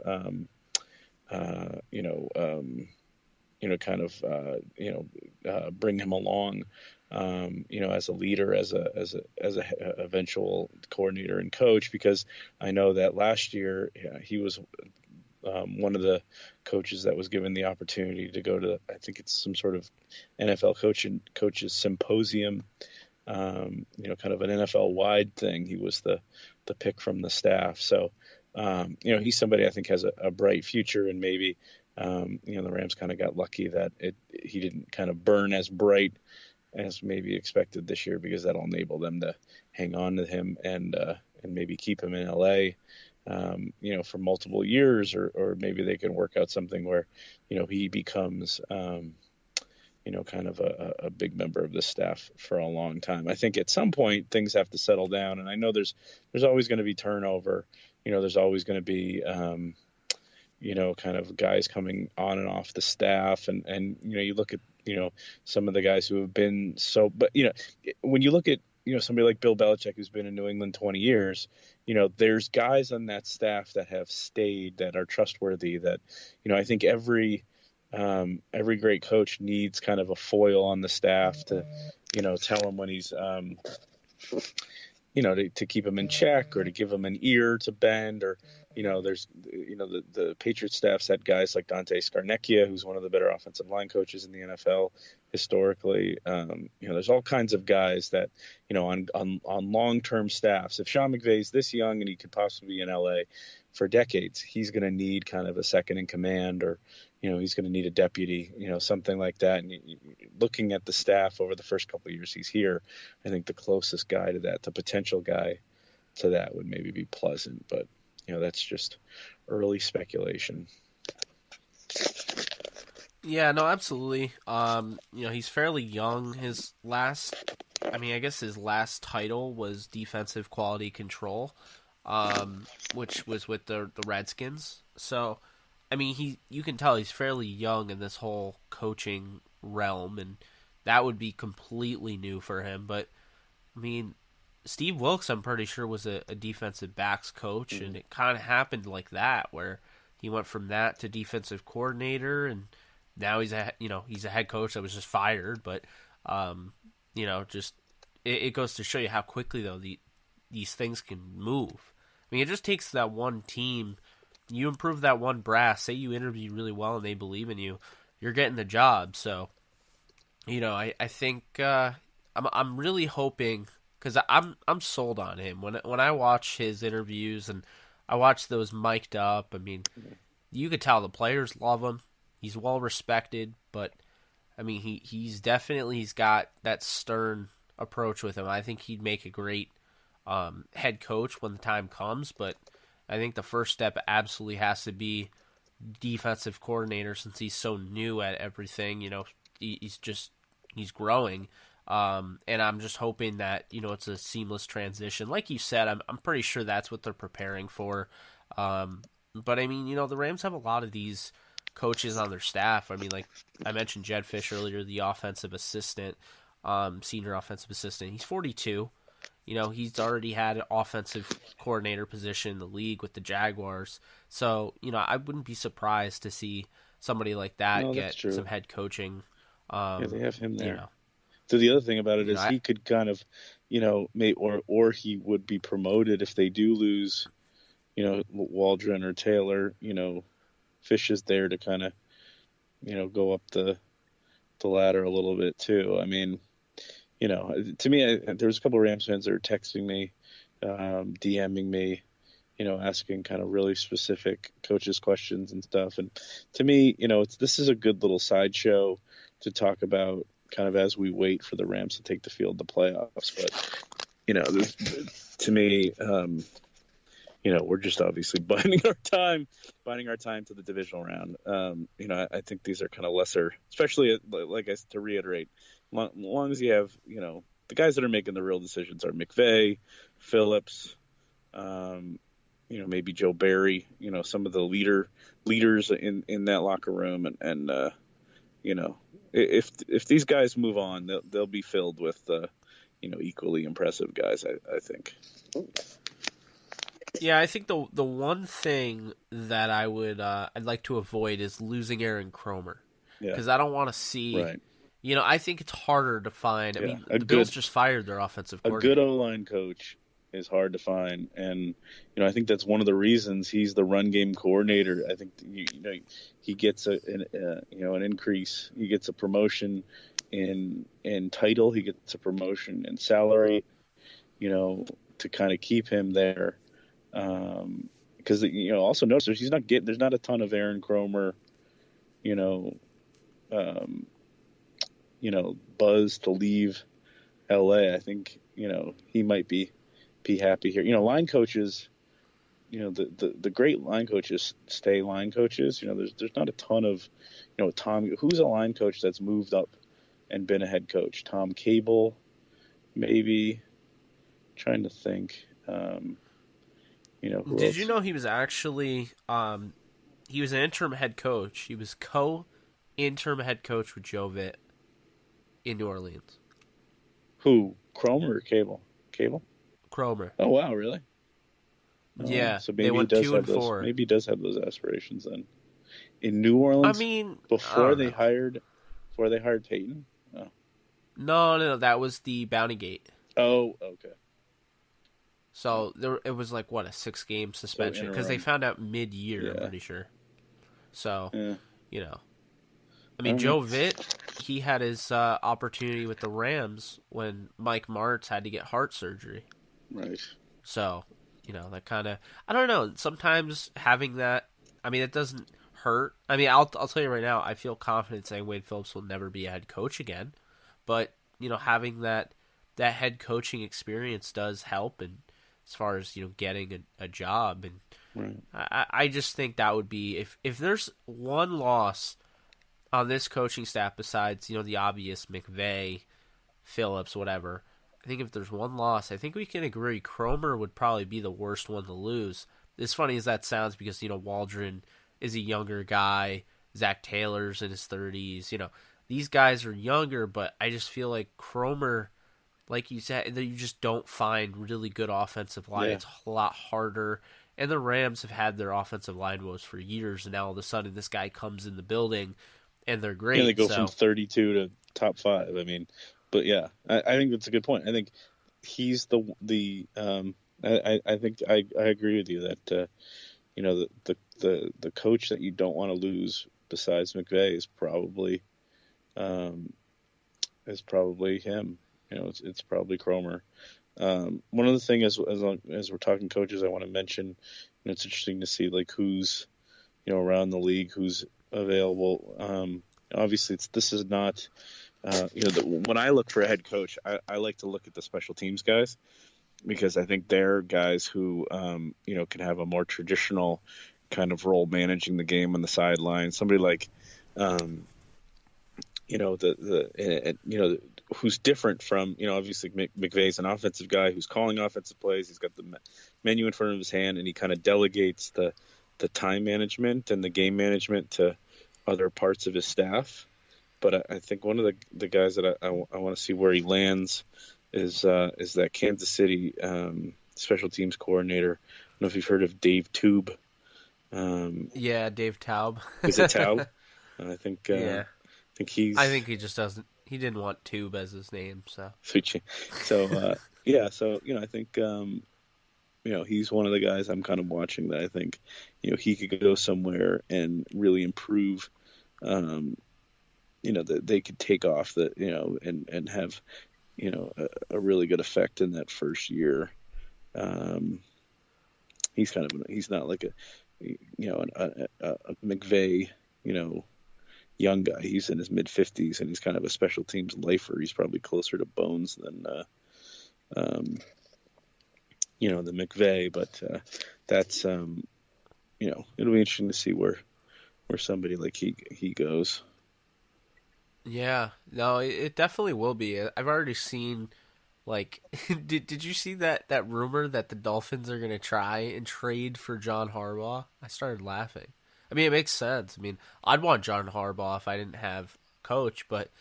Well, he was one, and speaking of special teams coordinators, Harbaugh was a special teams guy. I mean, I think that's... Oh, absolutely. That's why I brought him up. Good call. I think, it's interesting because he kind of had one foot out in Baltimore. So it's kind of smart of the Dolphins, to go and test even though the Ravens made the playoffs and won the division and everything, maybe test the Ravens' will. If they get beat by the Chargers on Sunday, maybe he is available and, for the right pick or the right player. I think, that's one way that kind of a staid, franchise like Miami that's, really struggled to kind of get above 500 and kind of get anything going down there. I mean, when Adam Gase doesn't work out down there, it's time to, make some, try to, rattle someone free or do something interesting. I mean, the bottom line is, then again, it may not matter what you do in Miami when Nick Saban couldn't turn it around there. So who knows? Oh yeah, they might be. Yeah. It might be cursed. It might be an ownership sort of thing. I mean, the bottom line, people, we can talk all we want about head coaches, but GMs are a huge part of the equation. The ownership is an enormous. You could, just look at Bill Belichick. Bill Belichick was in Cleveland and couldn't win because of what they had above him. And Nick Saban couldn't win in Miami because of what they had around him. Obviously, the brutal decision to pick what was it, Dante Culpepper over Drew Brees. I mean, just if they decide to bring in Brees rather than Culpepper, it might have been Saban and Miami doing all that damage. Can you imagine Nick Saban and Bill Belichick in the AFC East for year after year after year? That would have been that's a pretty good NFL what if. So. Yeah, no, that's a real good point. I don't know, it's some college coaches can do it. It's funny because people will be like, well, why is like Matt Rule getting, or like Matt Campbell or Cliff Kingsbury? It's like Cliff Kingsbury. I saw a really funny tweet. If he was ugly, he wouldn't have a chance at a job. No. But no, with like somebody like Matt Campbell, I mean, he's slowly but surely, because Iowa State wasn't like great this year, he's figuring out a way to. I mean, his defense. I don't know if you've read about it. He's figuring. And I know the offense is being copied by McVay and others in the league, but he's figuring out a way to stop the massive offenses in the Big 12. And not really anybody's been able to do that. And that's the next step, the antidote to what's happening. See, that's smart. What's not smart Oh yeah. is hiring, the people. Well, I don't want to call it out too bad, but hiring a bunch of young assistants, off of an NFL staff that's doing well. The smart thing is trying to find a kryptonite, trying to find the next thing, and do what the Rams. Find your own McVay, find the trendsetter rather than being behind the trend and plucking off the trend. I don't know if I explained that, but no, I agree. I mean, really, you can find it's funny. Frank Reich was this big head coaching guy. Like his candidacy had extended 2-3 years, and it seemed like every year, oh, he's the favorite, never got it. And then this year was the year, he finally got it. And he only got it. He finally got a chance. Yeah, and he only got it because the Colts got brought to the altar, got left at the altar by Josh McDaniels, and it ended up better for the Colts to get Frank Reich, who, let's be honest, halfway through this year was looking like he deserved a bigger slice of the, credit for the Eagles Super Bowl run. Although I guess Nick Foles deserves an even bigger slice of that credit after, what's happened the last couple of weeks. By the way, I mean, we'll get to it. Well, let's all save it. I got some opinions about the Eagles-Bears game, but we'll get there. All right. Well, I'll say this right now. With what Reich has been able to do, the turnaround with, and don't get me wrong, my guy, the GM over there, Chris Ballard, deserves all the credit in the world. I mean, he's putting together a gem of a team, and they have so much money next year. The Colts are going to be nasty, but what he was able to do, turning that team around, it's so hard to because after Matt Nagy actually outwon Sean McVay's rookie coaching year, because he had 12 wins and Sean McVay had 11, it's hard to not give him the head coaching award, but coach of the year award. Mm-hmm. I'm giving it to Reich because I felt like at the beginning of the year, 1-5, it was their record, but they were in games, and the fact of the matter is when you saw the Patriots game, the Colts were starting the bottom of the depth chart guys on the offensive line. And they had to get healthy. They didn't get their premier running back, Marlon Mack, back towards the end of the year. And you really saw them start to take off after the injuries. I just don't think that they had as much talent as the record shows this year. I didn't think that they were going to go 10-6 until I really saw them midway. And I was like, wow, Reich has completely turned this team around. And, I just think, obviously, Andrew Luck is a huge part of that. But I just think what he was able to do, it's been really impressive. So I would probably give him the coach of the year, as crazy as it sounds to not give it to Nagy. I don't think you're wrong either way. Yeah, they both kind of deserve it. Yeah, it's a good, it's a good thing. That's a good call. I think they both kind of deserve it. And really, what Nagy, I think Nagy probably won an easier division. When you look at how the Packers fell apart and the Vikings kind of regressed. But anyway.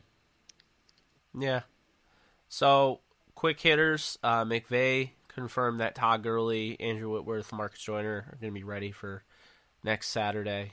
So that'll, that's a good sign. I didn't really doubt that for a second. I feel like those guys are going to play regardless, but, nice to get the confirmation from the coach.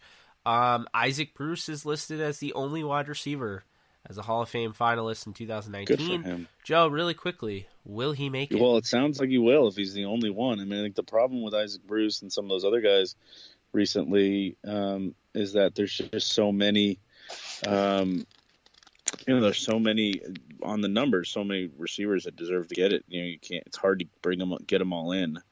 So I think it's looking like he's gonna be able to, sneak in there, and I think he should. I think he deserves it. But there's a lot of guys. I think at some point, it gets tough because, you want to say, open it up and get more than, you get 10 players a class.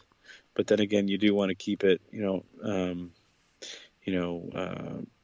the best of the best. And so it's difficult considering how how many great players have played in this league. But I do think getting to this, it's probably tougher to get to this finalist situation. It seems like he's the next one up. So hopefully they take care of him. Certainly he belongs in there. And I think that was one of the reasons why it was kind of ridiculous that Terrell Owens made such a big deal about waiting to get in the.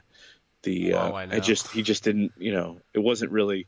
They weren't saying, they didn't belong in. They were just saying, there's just a long line, and you got, kind of got to take care of the older guys first, and it's just tough. The guy, I think, I was looking at it. I think the real interesting question is going to be, is Champ Bailey versus Ty Law.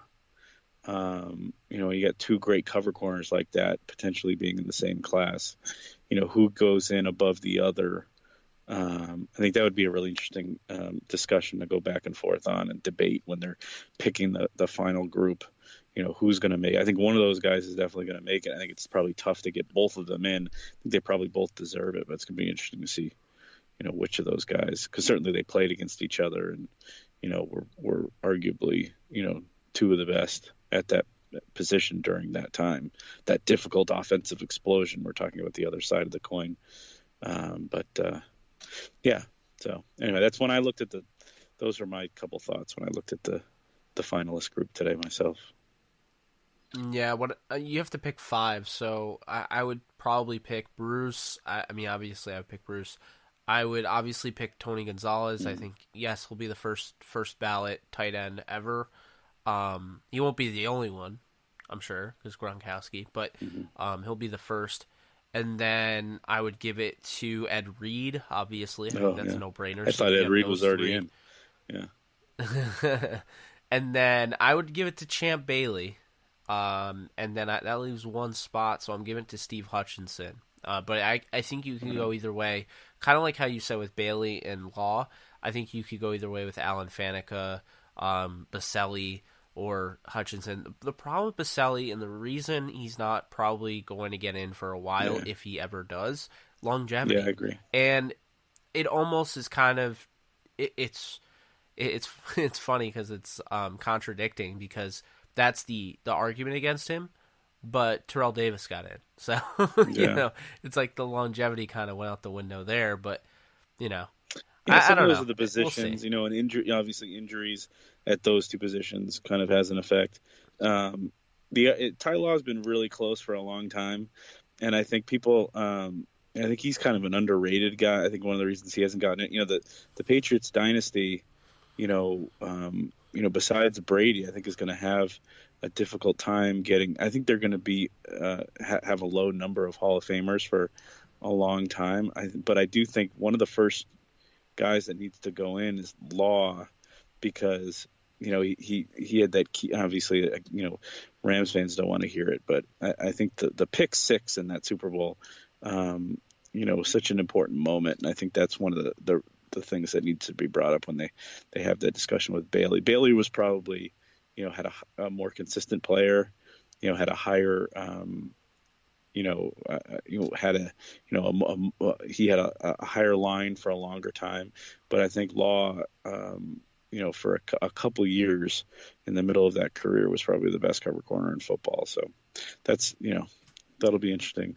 But I like Hutchinson. I think Hutchinson was the best player at his position for a really long time in this league. So he's definitely going to get in, I think, at some point. But it is hard, when you've got all these great players and there's this bottleneck, and that's how, players kind of go to the wayside where, year after year after year, they need somebody in that room banging the table. It's an old fashioned deal where they're, a bunch of people in a room and they come out and the white smoke appears and, they've made their decision. It's, it's an old school sort of thing. So, and all the votes, I think, are pretty quiet. They don't really talk about it very much. And it's another reason why I think, although Twitter's now starting to make it, people start talking about it. Yeah. So I don't know. It's a fun thing. I'm not a huge Hall of Fame guy, in any sport really. Although I would like to keep it like the best of the Oh, so you mean Pete Rose, like in the Baseball Hall of Fame?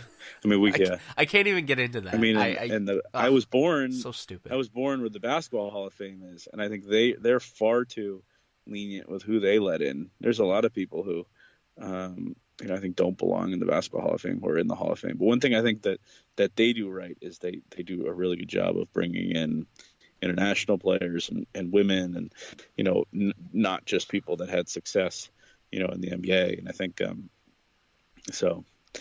think to get non-players in the NFL Hall of Fame, I think you got to be owners and anyway. Yeah, it's a little bit different than people. It's kind of sad that Don Coryell still isn't in. Yeah, I mean, talking about one of the like Eric Coryell offense, but no, guy who he's not in. Literally you can't tell the story of professional football of the evolution of the game in this country, this game period without Eric Coryell, and yet he's not in. I think that's a big miss. There's a lot of big misses in football. I think part of that is that there's more people out in the field, and there's more players and more there's just more stars than basketball or baseball, where it's limited and the names are bigger. Baseball throughout the ages, and then more recently basketball. But anyway, yeah, and then of course Torrey Holt, obviously. It's like I don't know how he didn't even get a finalist. I mean, he's never been a finalist. Really? That's just. I thought he was in. See, look at the receiving position's really hard. There's just the numbers. Let's put it this way: Art Monk retired the leading receiver. It took him forever. He had to wait like years. Yeah, that's what I'm talking about. Receivers just a different because of the offensive explosion. You can't even really judge it by numbers. You kind of have to go and judge it by numbers in their era. By percentages, really. And I think quarterbacks need to be dealt with in that same way. But that'll be difficult when you get to this era. It's like how are you going to decide when guys go in? You're going to have 12 guys, you're going to have better numbers than everyone in the NFL in the Hall of Fame from a quarterback position. But it's just the game is literally different. The rules are different. The way the game is officiated is different. And so that has to be taken into effect. That's why, if I had those votes, what I would ask is, was this player the best at his position for an extended period of time in his era?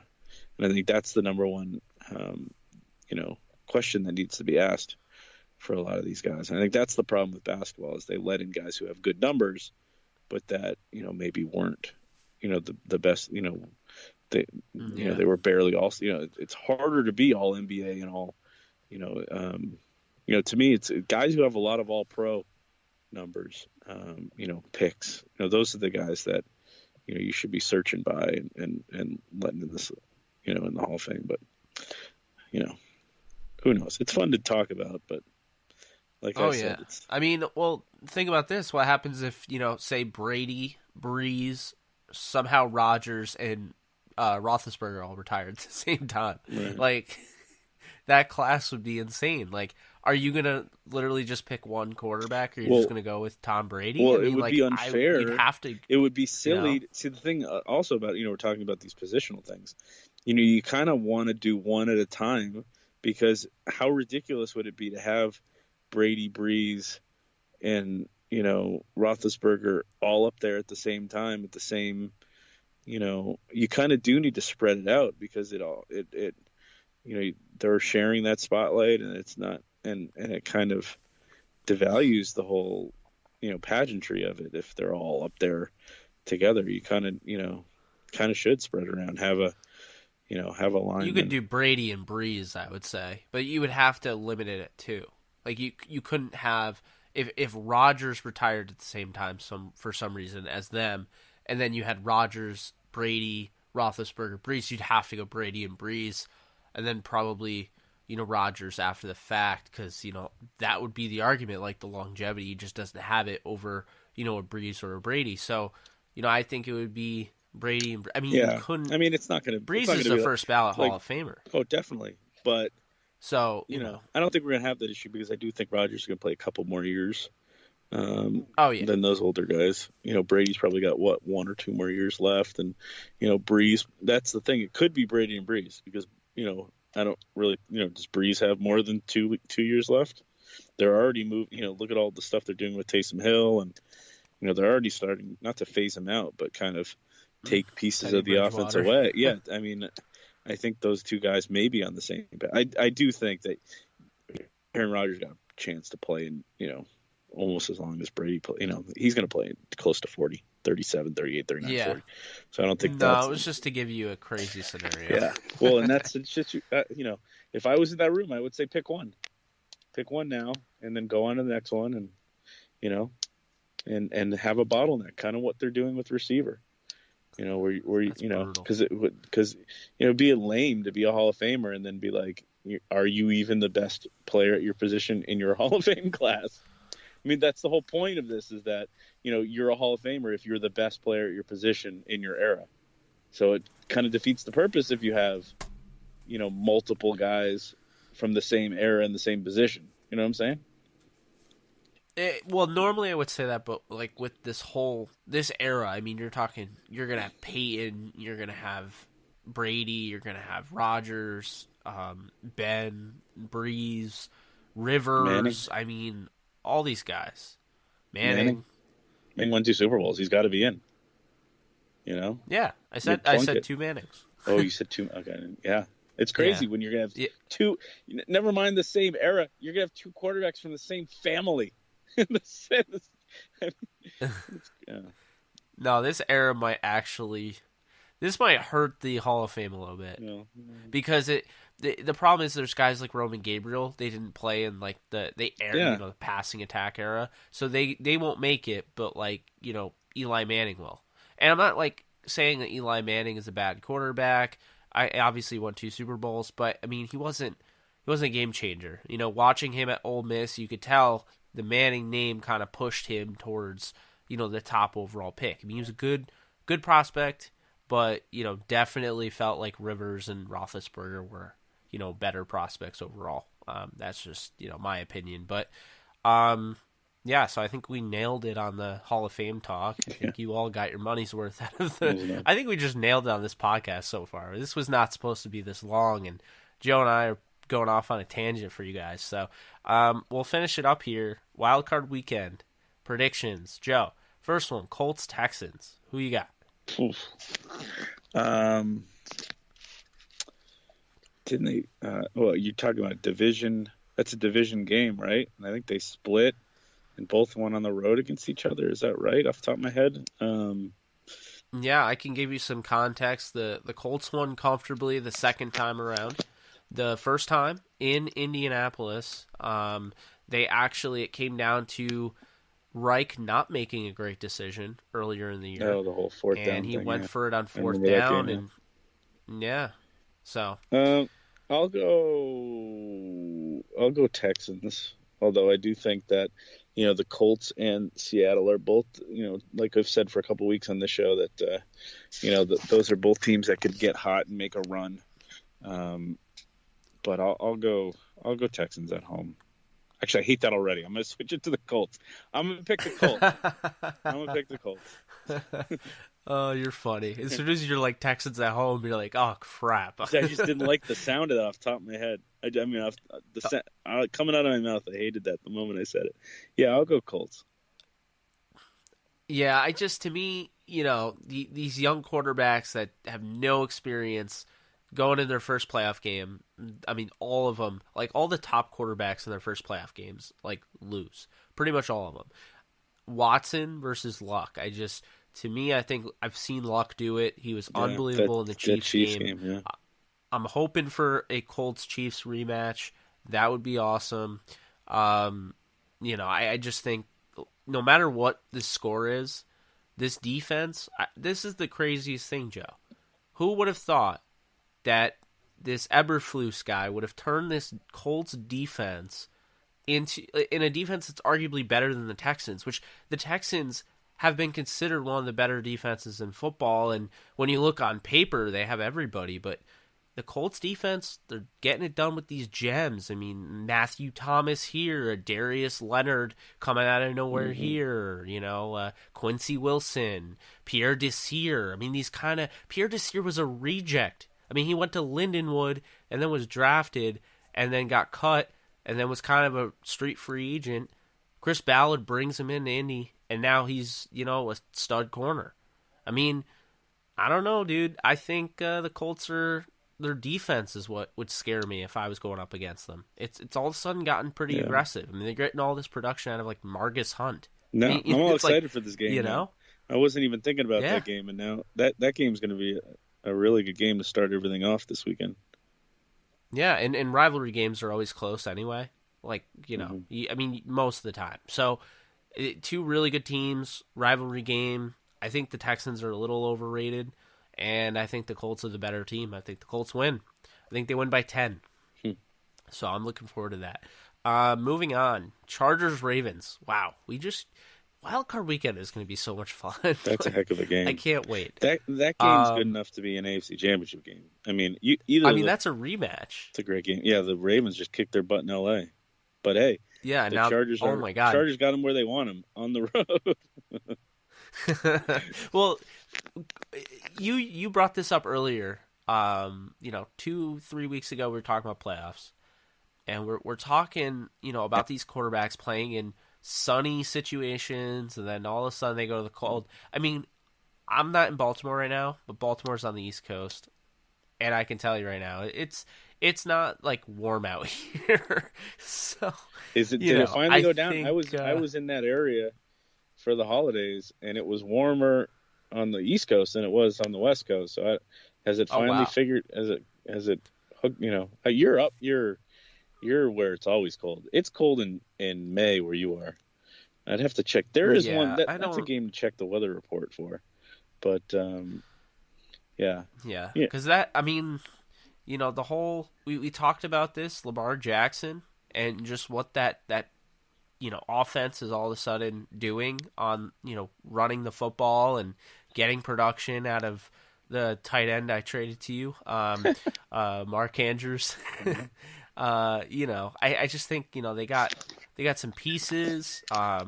John Brown, 1-year deal that they threw at him. He's their big, their deep threat. They have Michael Crabtree, Willie Snead, good offensive line. And then their defense is, I would say right now, the best in football. So, and they've been Chargers, playing well. They've had a lot of, success recently. They're on the upswing. And the Chargers, too. Besides that one, they're in the same boat. Yeah, that game was kind of an anomaly, though. I mean, the Chargers' offense has been really good. And it was like Phillip Rivers couldn't do anything. So, we've seen this before, Joe. We saw this. They're playing again. It's a rematch after, I would say, the Ravens squashed the Chargers. Like Phillip Rivers was just dominated. The last time we saw this, do you remember? It was the Steelers and the Jaguars. That's right. Jacksonville, they came into the Steelers' home. They beat the crap out of Ben Roethlisberger, made him look uncharacteristically bad, and then they beat him in the playoffs when he looked good. I expect Phillip Rivers to look good, but I'm giving this one to the Ravens. That's 2 upsets in the AFC, exactly what I wanted. As a Rams fan, I love AFC chaos because it has nothing to do with me. I'm glad you picked the Ravens, because I'm going to pick the Chargers on a coin flip, really. Ooh. Because I think on the road, unless it's a freezing temperature game, I'm going to look at unless the temperature has fallen. If the temperature's 40s or above, I'm gonna pick the Chargers, because I think that a lot of times late in the year when you've got one team that beats another team and then they have a rematch, I think the losing team kind of can learn a lot from that loss, and they can change things up, and it's harder for the team that won it to kind of open their whole game plan, their whole playbook, and you want to kind of stick with what had success. It's hard to figure out what was successful in that day. Was it matchup based? Was it because of what the other team was doing? How it's going to change if the other team changes their game plan? So you're kind of in this position where you don't know. You're kind of paralyzed. Where do I stick with the same game plan? How dumb would it be if we change things up and then we lose? So what I'm trying to say is that the Chargers are going to know what the Ravens are going to do, and the Ravens aren't going to know as much. And so, I like Rivers on the road in the playoffs. He's got a lot of wins in the playoffs in that situation, over, teams like the Colts. I do think the Ravens are super dangerous. It's interesting. The AFC playoffs, it could be nuts with teams like the Colts and the Ravens, potentially making long runs. So, but I will take the Chargers just to maybe keep that all LA Super Bowl possibility going, but we can't all pick the same stuff. That's but that game's a coin. Both those AFC games are coin flips. I agree. I think that's going to make this weekend a lot of fun. I think AFC takes the cake in my opinion, but the NFC is going to be fun too. We'll get to that. Just to confirm to you, I did check the weather. It's 51 and sunny. Chargers for Sunday. Chargers win. So that is that'll be something. But moving on, Eagles-Bears. Now this is an interesting one. We got Nick Foles and coming off a rib injury. We got some not 100% Nick Foles, I'd imagine. And he is going up against the Bears defense, who, they're not going to have Bryce Callahan, which is unfortunate because he's a stud.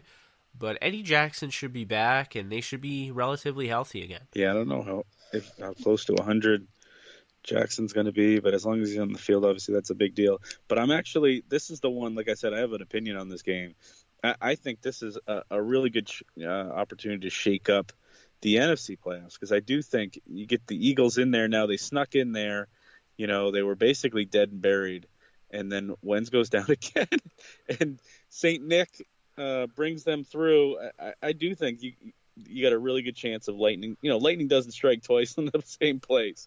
But if I was the rest of the NFC, I would be kind of concerned of what the Eagles are doing here. And I do think there's a potential for them to kind of upset the apple cart and kind of throw everything into disarray. And, I think a lot of Rams fans are assuming you're going to get Bears at Rams.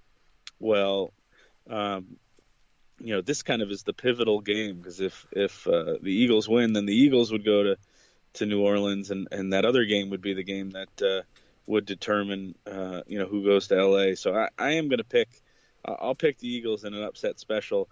A buddy of mine, it's funny, he was just, and I don't really talk about gambling a lot, but a buddy of mine was like telling me he had locked in the Eagles to win the Super Bowl at some ridiculously high odds. And, they're the longest shot to win the Super Bowl out of any team in the playoffs. And I was like, and that's what kind of got me thinking. I was like, that's not the dumb, as long as it's not a ton of money, that's not the dumbest bet.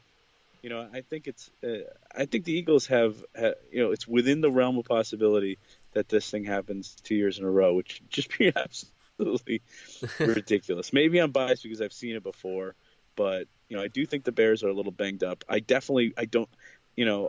believe in Mitch, and it's hard not to believe in let's call him Saint Nick. I'll stay away from his other nickname the Eagle fans like to call him, but on this podcast, in case there's any kids listening. Podcast. But I'll look at the two quarterbacks and I'll take Nick Foles. What the heck? Yeah, I'm gonna take. All right, so real quick, March Madness. You had UConn years ago. They had to win out in the Big East tournament to get to the... they had no chance of making the tournament. They had to beat all these teams. They beat them all, and then they won the tournament. So yeah. I kind of look at that like, can the Eagles be that, or will they be like Belmont, where they win a playing game and they get blown out in the next round? Kind of feel like they're going to be UConn, but at the same time, I kind of feel like they're going to be Belmont. I'm going to go with the Bears. Yes, I think it's going to be, it's all meant to be. I have the Rams winning the Super Bowl this year, so the Rams are going to have to play two teams that they were beaten by. And I'm going to go with the Bears here. I think, Mitch Trubisky at home is a different quarterback. I think that this defense with Vic Fangio is going to be the secret sauce that can end St. Nick. You love Vic Fangio. All right, cool. And the last game? Last game, we got Seahawks at Cowboys. Oof. I mean, I said this last week. How ridiculous would it be? Dallas at Rams playoff game. That'd be so much fun. I think they're going to go, Dallas is going to obviously, it's going to be a lot of Zeke Elliott. But, again, there's something with Seattle this year. And, we've said it. I think everybody that's been listening to us can tell you that they know I'm going to pick Seattle in this game. I just, Dallas to me is kind of a paper tiger. I don't think they're as good as they've been playing. And Seattle is just pesky and they just got something going there. Maybe it's just because I left them for dead before the season started, and they've kind of made me into a believer. Certainly they played the Rams really tough twice, and to come into the Coliseum a third time, I think would be, I think out of, like we've talked before, I think that's the matchup that I think Rams fans probably shouldn't want next week, even though that's one team that didn't beat them this year, and certainly the Bears did. But, I am going to, let's go Seattle. I think that team may have a little bit left. It's such a great wild card weekend, man. These are the two best weekends of the year, where you get 4 NFL playoff games over a weekend. And, man, these next 2 weekends are going to be fun. Oh, I totally agree. I look at this, and I just see headline Dak Prescott loses playoff game throwing 4 interceptions in Jerry World. Like, this is the worst nightmare for the Cowboys, honestly. I feel like Frank Clark is going to be nasty off the edge. I feel like you could see an interception out of Bradley McDougald. I think Bobby Wagner could have a touchdown, a pick six in this one. This is going to be a defensive, they're going to just destroy Dak Prescott. And, Zeke Elliott can really help them out, but I have a weird feeling that they're going to get cocky and they're going to try, Dak to Amari, and I don't think Amari Cooper is going to come up big in this game because I just don't think Dak is going to be able to get him the ball. I say Seattle wins. All right, so we differ on 2 and we agree on 2. Not bad. I would have preferred we disagree on all 4, but I'll take it. Yeah, I guess that would have been cool. We would have been rooting against each other, so we could get our predictions right. So yeah, that's going to do it, man. I appreciate you. I appreciate all of you listening. This was not supposed to be anywhere near this long, but who cares? We made a good podcast. 2 of us get talking and just rolls. But yeah, happy playoffs, man. Have a nice weekend. Have a lot of fun. Enjoy it. And we'll speak next week when the Rams are going to be starting potentially a memorable January. Yes, they will. This is going to be fun. So for Jake Allenbogen, he's Joe Curley. Had Charles Davis on earlier. If you didn't listen to it, shame on you. Go back and listen to that. This has been the Downtown Rams podcast, and I hope you all enjoy and have a great wild card weekend. Because unless you're not into football, this is going to be for everybody. Later.